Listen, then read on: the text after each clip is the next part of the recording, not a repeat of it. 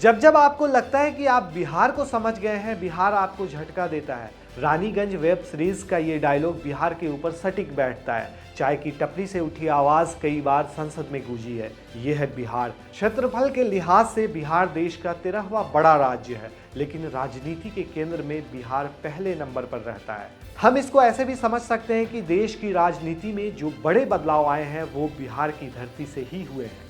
चाहे 1975 में आपातकाल के विरोध में जेपी आंदोलन हो या फिर ब्रिटिश राज में नील की खेती करने वाले किसानों के शोषण के खिलाफ महात्मा गांधी का आंदोलन।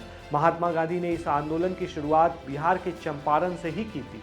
चलिए आज के इस वीडियो में बिहार की राजनीति को अच्छे से समझते हैं। मैं हूं आपके साथ शाहजमा, आप देख रहे हैं आधान हिंदी।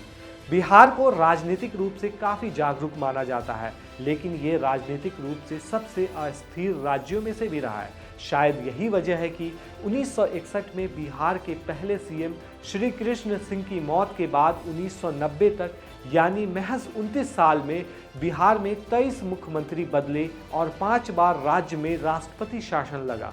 यहाँ कभी कांग्रेस का दबदबा तो कभी जनता पार्टी का दबदबा। फिर उसके बाद लालू प्रसाद यादव का दौर आया, जब बिहार में राजनीति का मतलब लालू हुए। साल 1990 में पहली बार लालू प्रसाद यादव बिहार के मुख्यमंत्री बने। उसके बाद 1995 में लालू बिहार की राजनीति के केंद्र में रहे और सीएम बने। वहीं 1997 में चारा घोटाला में नाम आने के बाद लालू ने जनता दल से अलग होकर आरजेडी की स्थापना की। उसके बाद 25 जुलाई 1997 को लालू को इस्तीफा देना पड़ा और राबड़ी देवी 25 जुलाई 1997 को बिहार की पहली सीएम बन गई। हालांकि ये उतना आसान नहीं था। वेब सीरीज महारानी में रानी भारती के सीएम बनने का दृश्य जिस तरीके से फिल्माया गया है, कहीं न कहीं राबड़ी देवी के मुख्यमंत्री बनने की कहानी इनसे ज़रूर मिलती जुलती है। ये एक ऐसा फैसला था जो आसानी से हजम होने वाला नहीं था। न तो पार्टी के पुराने नेता इसके लिए तैयार थे, न ही विपक्ष को सियासी धुरंधर लालू के इस दाव का जरा भी अंदेशा था। बताया ये भी जाता है कि खुद राबड़ी देवी इसके लिए तैयार नहीं थी। बिहार के मुख्यमंत्री के रूप में पदभार संभालने से पहले राबड़ी देवी ने खुद को घर तक ही समेट रखा था। शुरुआत में राबड़ी देवी को नई जिम्मेदारियों के बीच एडजस्ट होने में काफ़ी तकलीफ हुई। वे सीएम ऑफिस नहीं जाती थी, लेकिन उसके बाद राबड़ी देवी न केवल सियासत में फिट हो गईं, बल्कि 2000 के विधानसभा चुनाव में जीत दर्ज कर पूरे 5 साल तक कार्यकाल भी चलाया। इसके बाद बिहार की सियासत इधर उधर डोलती रही।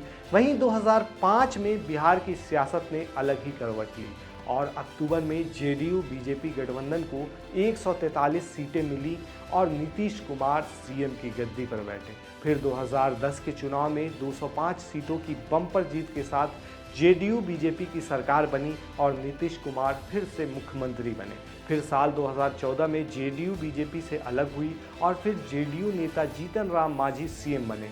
उसके बाद एंट्री हुई महागठबंधन की, यानी जेडीयू आरजेडी और कांग्रेस गठबंधन की, और फिर नीतीश कुमार सीएम बने।